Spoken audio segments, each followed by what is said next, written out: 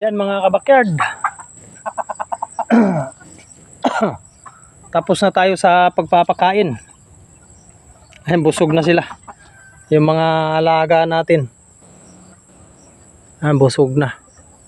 Tapos lang natin. Talagang pawis na pawis. Magandang exercise. Ayan ang ating mga alaga.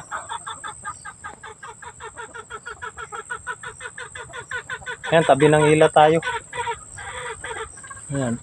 Isa pang daan.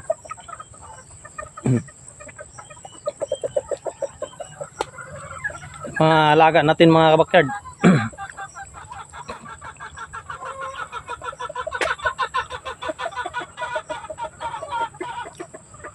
What up, good morning sa lahat ng mga kabakyard natin dyan.